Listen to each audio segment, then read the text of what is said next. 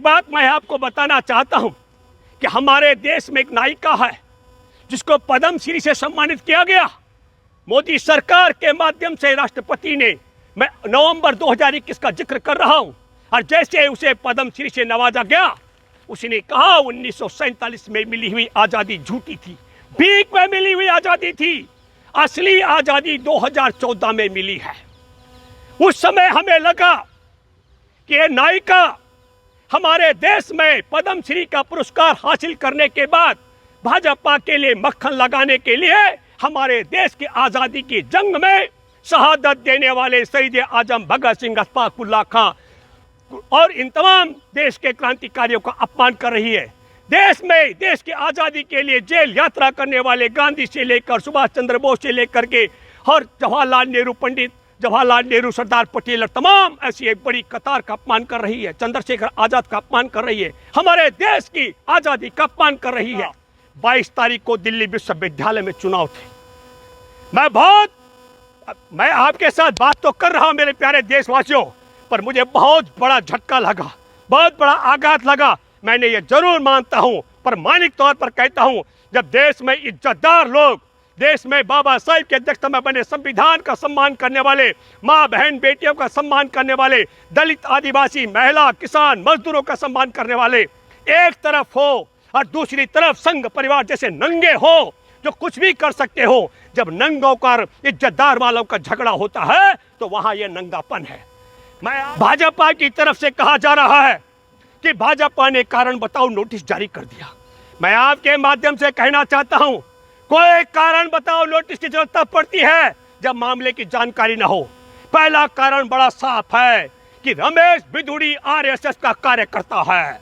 दूसरा कारण बड़ा साफ है कि वह भाजपा का नेता है। तीसरा कारण बड़ा साफ है, वह भाजपा का सांसद है। में नया सत्र की शुरुआत होती है और नए सत्र के नए संसद भवन में नए सत्र की शुरुआत से पहले प्रधानमंत्री नरेंद्र मोदी जी ने ऐलान किया था, ये सत्र छोटा लेकिन इसमें कुछ ऐतिहासिक होने वाला है। और वह ऐतिहासिक आप हम सब लोगों ने देखा। मैं बहुत यकीनी तौर पर, मैं ही नहीं, मेरे जैसे तमाम देश के लोगों को बहुत बड़ा आघात हुआ जब हमने ये देखा कि भरी संसद के अंदर अमरोहा के सांसद, जहां 16 लाख से ज्यादा मतदाता हैं, वहां से चुने हुए सांसद दानिश अली को, जो बहुजन समाज पार्टी का सांसद हैं, किस तरीके से भारतीय जनता पार्टी के एक सांसद रमेश बिधूड़ी ने जो धमकी दी, जिन शब्दों का चयन किया, वहां तमाम, मैं उन शब्दों पर वापस नहीं जाना चाहूंगा, लेकिन उन शब्दों के साथ साथ कहा गया कि यह आतंकवादी है। और दूसरी बात कही गई कि मैं तुझे दोबारा संसद में खड़ा होकर बोलने नहीं दूंगा। और तीसरी बात कही गई कि मैं तुझे संसद के बाहर देखूंगा।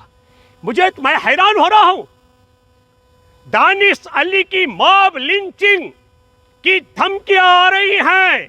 भारतीय जनता पार्टी के लोग, आरएसएस के लोग, आरएसएस के गुंडे जो देश में दानिश अली की मॉब लिंचिंग की ओर आगे बढ़ने की बात कर रहे हैं। जरा कल्पना कीजिए, अभी हमारे देश में G20 हुआ, उसमें दुनिया पर राज करने वाला, अंग्रेजों पर राज भारत का, भारतवंशी ऋषि सुनक वहां के प्रधानमंत्री हैं। वहां ईसाई बहुल देश है, दुनिया पर उसका राज रहा है, डंका बोलता है। लेकिन कहीं उन लोगों ने यह नहीं कहा कि हमारे गुलामों का वंशज एक हिंदू आकर के हम पर हमारे देश का प्रधानमंत्री कैसे बन सकता है। कमला हैरिस उपराष्ट्रपति है अमेरिका की, जरा कल्पना कीजिए, हमारे भारतीय मूल की कमला हैरिस वहां पर उपराष्ट्रपति है। दुनिया के सबसे ताकतवर देश और लोकतंत्र में भारतीय मूल की बेटी वहां पर उपराष्ट्रपति है। अभी राष्ट्रपति की दौड़ में विवेक रामास्वामी एक हेली है, निकलो हेली, और हर्षवर्धन, वो राष्ट्रपति की दौड़ में अमेरिका के अंदर है। तो जरा हम अपने जहन पर सोचें, अगर हमारे देश में जो संघ परिवार नफरतियों का गिरोह है, अगर इनके जैसी सोच के डीएनए के लोग अमेरिका में होते तो आज भारतीय मूल की बेटी वहां उपराष्ट्रपति नहीं होती। कमला हैरिस की मैं बात कर रहा हूं। भारतीय मूल का ऋषि सुनक वहां पर प्रधानमंत्री नहीं होता आज अंग्रेजों का। मैं इंग्लैंड की बात कर रहा हूं। और तब ऐसी स्थिति में एक बात मैं आपको बताना चाहता हूं कि हमारे देश में एक नायिका है जिसको पद्मश्री से सम्मानित किया गया। मोदी सरकार के माध्यम से राष्ट्रपति ने, मैं नवंबर 2021 का जिक्र कर रहा हूं, और जैसे उसे पद्मश्री से नवाजा गया उसने कहा 1947 में मिली हुई आजादी झूठी थी, भीख में मिली हुई आजादी थी, असली आजादी 2014 में मिली है। उस समय हमें लगा कि ये नायिका हमारे देश में पद्मश्री का पुरस्कार हासिल करने के बाद भाजपा के लिए मक्खन लगाने के लिए हमारे देश की आजादी की जंग में शहादत देने वाले शहीद आजम भगत सिंह, अशफाक उल्लाह खां और इन तमाम देश के क्रांतिकारियों का अपमान कर रही है। देश में देश की आजादी के लिए जेल यात्रा करने वाले गांधी से लेकर सुभाष चंद्र बोस से लेकर के और जवाहरलाल नेहरू, पंडित जवाहरलाल नेहरू, सरदार पटेल और तमाम ऐसी एक बड़ी कतार का अपमान कर रही है। चंद्रशेखर आजाद का अपमान कर रही है, हमारे देश की आजादी का अपमान कर रही है। लेकिन आज मैं मानता हूं कि सच में 2014 में इस देश में आजादी मिली संघ परिवार को, और वह आजादी की शुरुआत जब मैंने बहुत विश्लेषण करने की बात की, आजादी के 66 वर्ष बाद बने भूमि अधिग्रहण कानून को लागू करने की बात करने वाले गोपीनाथ मुंडे की हत्या करवाई नरेंद्र मोदी की सरकार ने। क्यों? 26 मई 2014 को जिस दिन सरकार बनी थी उसके 2 दिन बाद 28 मई को एक पत्रकार ने पूछा गोपीनाथ मुंडे को इस कानून का क्या करेंगे। उन्होंने कहा तत्काल क्रियान्वयन करेंगे। वह कानून का क्रियान्वयन होता या नहीं होता, लेकिन 3 जून को गाड़ी तेज चल रही थी और गोपीनाथ मुंडे की हत्या कर दी गई। कैसे हो सकता है गाड़ी तेज चल, ब्रेक मार दे, हत्या हो गई। मैं मानता हूं कि आजादी मिली है, आजादी मिली है इन्हें संसद के अंदर विपक्ष के सांसद को संसद के अंदर धमकी देने की, उसे कटवा, आतंकवादी और उसे मुल्ला कहने की और उसे संसद के बाहर देखने की आजादी मिली है। इन्हें आजादी मिली है। हमारे देश में कौशल भी और उसके पति की हत्या का मैं जिक्र कर रहा हूं। 2005 में उस फेक एनकाउंटर की बात कर रहा हूं। उसमें तड़ी पार रह चुके अमित शाह को सजा होने वाली थी। 1 दिसंबर 2014 को जस्टिस लोया की हत्या कर दी गई। या आजादी मिली है, आजादी मिली है केंद्र में अच्छा कानून लागू कराने वाले मंत्री गोपीनाथ मुंडे की हत्या करने की आजादी मिली है। तड़ी पार रह चुके शख्स को सजा सुनाने से पहले जस्टिस लोया की हत्या करने का मैं आपको बताना चाहता हूं। मॉब लिंचिंग की गई थी, झारखंड का जिक्र कर रहा हूं। अलीमुद्दीन की मॉब लिंचिंग करने वाले जब जमानत पर बाहर छूटे दोषियों का जिक्र कर रहा हूं, तो केंद्रीय मंत्री जयंत सिन्हा को आजादी मिली थी उनका स्वागत करने के लिए।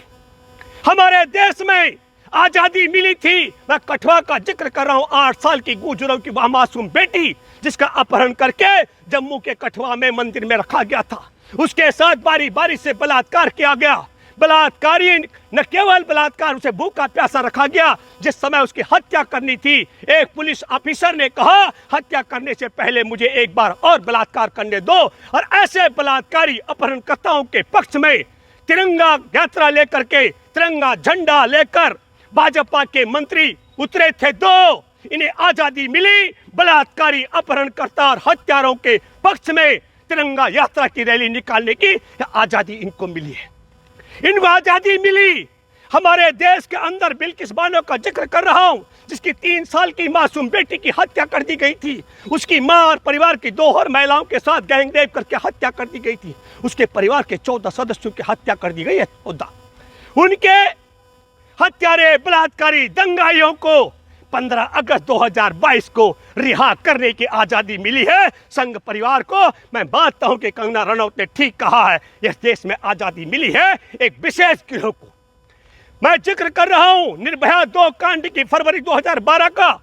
उत्तराखंड मूल की बेटी किरण नेगी, उसके साथ में उसके जिस्म में उसके प्राइवेट पार्ट को जलाया गया था।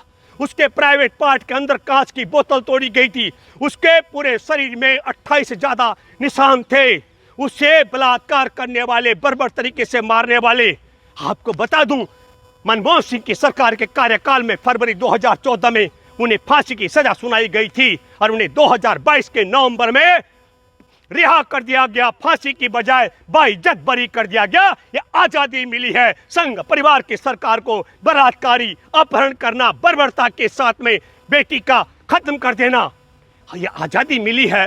एक अभी सितंबर 2022 का जिक्र कर रहा हूं, विनोद आर्य भाजपा के जो नेता है, उनके रिजॉर्ट में अंकिता भंडारी ने वेश्यावृत्ति को के धंधे में जाने से मना कर दिया, एक वीआईपी को बचाने के लिए, ताकि उस वीआईपी का नाम अंकिता भंडारी अपनी जुबान पर न ला सके। उसकी हत्या करने की आजादी संघ परिवार की सरकार और उसके गुंडों को दी गई है, यह आजादी मिली है। तब हमारे लिए ये सोचने और समझने की बात है। आप हम सब सोचे कि प्रधानमंत्री ने कहा था कि यह कुछ ऐतिहासिक होने वाला है। ऐतिहासिक भी क्या हुआ? कंगना रनौत को बुलाया गया, वही कंगना रनौत जिसने कहा कि 1947 में भीख में आजादी मिली थी, उसे संसद में नए सत्र में आमंत्रित किया गया। लेकिन देश की महामहिम महिला राष्ट्रपति इसलिए नहीं निमंत्रण दिया गया क्योंकि वह आदिवासी है। यह स्वतंत्रता मिली है, यह आजादी मिली है संघ परिवार को, कि संघ परिवार के लोग चाहे तो देश में महामहिम राष्ट्रपति का भी अपमान कर सकते हैं। इसलिए मैं आपको माध्यम से कहना चाहता हूं, कई लोग कह रहे हैं कि रमेश बिधूड़ी ये तो ओबीसी का मामला है, संघ के परिवार ने, लेकिन इस क्रोनोलॉजी को आप समझिए, ना तो रमेश बिधूड़ी कोई नशा किया हुआ था, ना वह नशे में था, ना रमेश बिधूड़ी की इतनी ताकत है। यदि रमेश बिधूड़ी को हत्या करनी है दानिश अली की, तो मैं गुरुद्वारे में जाकर सिख समाज से तलवार लाकर के सार्वजनिक तौर पर देता हूं। अपने बाप की औलाद है रमेश बिधूड़ी, तो दानिश अली पर तलवार चलाकर देखी। नरेंद्र मोदी से मैं मांग करता हूं कि नरेंद्र मोदी तोप का लाइसेंस दे मुझे, मैं तोप देता हूं। रमेश बिधूड़ी को अपने बाप की औलाद है तो उठाकर तोप से उड़ाकर दिखाए दानिश अली को, मैं मान जाऊंगा। आधुनिक हथियार चाहिए तो इनका मोनू मानेश्वर जेल में है, उसके पास आधुनिक हथियार है, जिससे उसने पटौदी में भी 307 का मुकदमा है, वो हथियार बरामद कराए हरियाणा सरकार से और रमेश बिधूड़ी को सौंपा जाए। हत्या नहीं कर सकते क्योंकि देश में बाबा साहेब की अध्यक्षता में बना हुआ संविधान है, लेकिन ये नंगापन कर सकते हैं। और नंगापन क्यों किया गया? 21 तारीख की रात को 10 बजे दानिश अली को इस प्रकार की धमकी देने की क्रोनोलॉजी को आपको समझना पड़ेगा। 22 तारीख को दिल्ली विश्वविद्यालय में चुनाव थे। मैं आपके साथ बात तो कर रहा हूं मेरे प्यारे देशवासियों, पर मुझे बहुत बड़ा झटका लगा, बहुत बड़ा आघात लगा। मैंने ये जरूर मानता हूं, प्रामाणिक तौर पर कहता हूं, जब देश में इज्जतदार लोग, देश में बाबा साहेब के अध्यक्षता में बने संविधान का सम्मान करने वाले, माँ बहन बेटियों का सम्मान करने वाले, दलित आदिवासी महिला किसान मजदूरों का सम्मान करने वाले एक तरफ हो और दूसरी तरफ संघ परिवार जैसे नंगे हो जो कुछ भी कर सकते हो, जब नंगों का इज्जतदार वालों का झगड़ा होता है तो वहां यह नंगापन है। मैं आपके माध्यम से कहना चाहता हूं, माफी चाहते हुए बोल रहा हूं, भाजपा में यदि किसी को मूतने भी जाना हो तो भाजपा के सांसद और विधायक और एमपी के बाप की ताकत नहीं है कि नरेंद्र मोदी की इजाजत के बगैर मूतने चला जाए। इसलिए मैं कहना चाहता हूं, इतनी बड़ी धमकी एक पूरे समाज को, पूरे दुनिया में हमारे संविधान को, नए संसद भवन को, हमारे देश के लोकतांत्रिक व्यवस्था को, देश की सबसे बड़ी पंचायत घर में इस प्रकार का तांडव जिसने कर दिया हो, और नरेंद्र मोदी ने अभी तक मुंह नहीं खोला। भाजपा की तरफ से कहा जा रहा है कि भाजपा ने कारण बताओ नोटिस जारी कर दिया। मैं आपके माध्यम से कहना चाहता हूं, कोई कारण बताओ नोटिस की जरूरत तब पड़ती है जब मामले की जानकारी न हो। पहला कारण बड़ा साफ है कि रमेश बिधूड़ी आरएसएस का कार्यकर्ता है। दूसरा कारण बड़ा साफ है कि वह भाजपा का नेता है। तीसरा कारण बड़ा साफ है, वह भाजपा का सांसद है। और चौथा बड़ा कारण है कि देश में तड़ी पार रह चुका गृह मंत्री और गुजरात दंगों में बार बार नाम उछलने वाले नरेंद्र मोदी। अभी तो एक और बात आई है कि गुजरात में गोधरा कांड का जो नरसंहार जिंदा जलाए गए कार सेवक, उसमें भी मोदी सरकार का हाथ था। तो गोधरा कांड कराने वाले, जो पहले गुजरात में दंगा कराने वाले, ये जो शख्स है, इनको आजादी मिली है इनकी इजाजत के बगैर। ना तो नरेंद्र मोदी मुंह खोल रहा है, ना तड़ीपार रह चुका गृह मंत्री मुंह खोल रहा है, ना लोकसभा अध्यक्ष ने मुंह खोला है। बहुत साफ है कि रमेश बिधूड़ी हिंदू है। रमेश बिधूड़ी दिल्ली का सांसद, दिल्ली से सांसद है, भाजपा का कार्यकर्ता है, संघ का कार्यकर्ता है।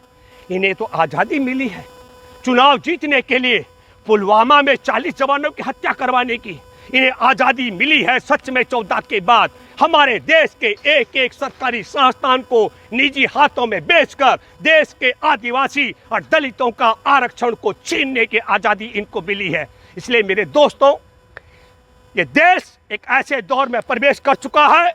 नरेंद्र मोदी ने तो घोषित कर दिया कि संविधान भवन पिछला संसद रहेगा। इसका मतलब है जिस तरीके से रमेश बिधूड़ी की गुंडागर्दी, धमकियां, एक इसलिए कही है दानिश अली को कि दानिश अली मुसलमान है, तो एक बहुत बड़े तबके की मैं देखा दुनिया में मुसलमानों की आबादी 100 अरब 60 करोड़ से ज्यादा की है।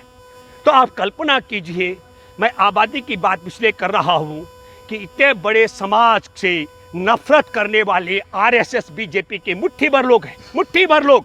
और तब मैं ये कहना चाहता हूं, ईमानदारी के साथ में इसमें कोई भी कारण बताओ नोटिस की जरूरत नहीं थी, सीधा सीधा मामला बनता है। अब कहा जा रहा है कि संसद भवन में विशेष अधिकार होते हैं, और विशेष अधिकार के तहत अगर रामवीर सिंह बिधूड़ी ने दानिश अली का गला दबा करके हत्या कर दी गई होती तो क्या हत्या का मुकदमा नहीं बनता? इन्हीं की सुरक्षा एजेंसियां हैं। कल की तारीख में रमेश बिधूड़ी जैसे कट्टा रिवाल्वर और मोनुमान्य से हथियार लेकर के वहां पहुंचे और हत्या कर दे, विपक्ष के सांसदों को कैसे बचेगा?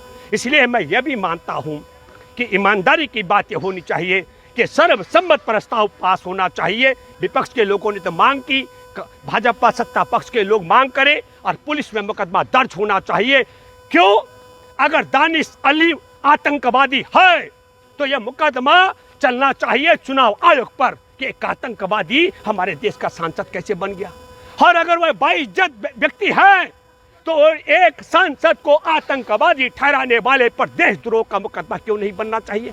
पूरे दुनिया में भारत की संसद का, हमारे लोकतंत्र का और संविधान का, देश के भाईचारे का और देश की सबसे बड़ी पंचायत घर का अपमान हुआ है। और जिन 16 लाख मतदाताओं का प्रतिनिधित्व करते हैं दानिश अली, उन सब का भी अपमान हुआ है। मैं उम्मीद करता हूं कि नरेंद्र मोदी अपने किए पर, अपने पापों पर से पर्दा हटा करके रमेश बिधूड़ी को दंडित कराने का प्रयास करेंगे। मैं फिर कहना चाहता हूं, क्रोनोलॉजी का हिस्सा ये नहीं है ये दानिश अली की हत्या करना चाहते थे। क्रोनोलॉजी का हिस्सा ये था हिंदू मुसलमान की हवा खड़ा करके दिल्ली विश्वविद्यालय के चुनाव को प्रभावित किया गया। और मेरे लिए और दुख और अफसोस की बात है कि पढ़े लिखे दिल्ली विश्वविद्यालय के विद्यार्थी भी इनके बहकाव में आकर के जो पोलराइजेशन की है उसकी परिणति है, जो देश के साथ गद्दारी कर रहे हो, सीमा पर चीन का कब्जा करा चुके हो, देश के संविधान को बदलने की बात कर रहे हो, शेड्यूल कास्ट और शेड्यूल ट्राइब का आरक्षण खत्म कर चुके हो और इंसान से इंसान में नफरत फैला रहे हो, ऐसे गिरोह के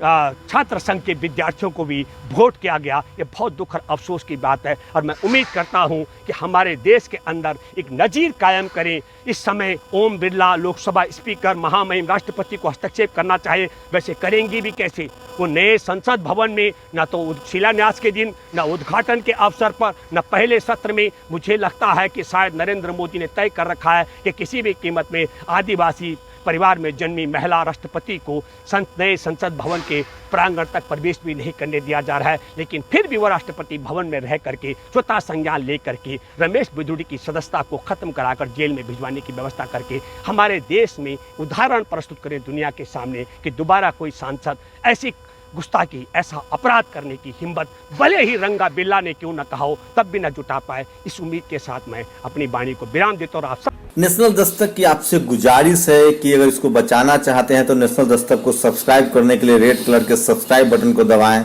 फिर बेल आइकन की घंटी दबाएं। नेशनल दस्तक को बचाने के लिए बहुत जरूरी है कि हर खबर को शेयर करें, लाइक करें, कमेंट जरूर करें।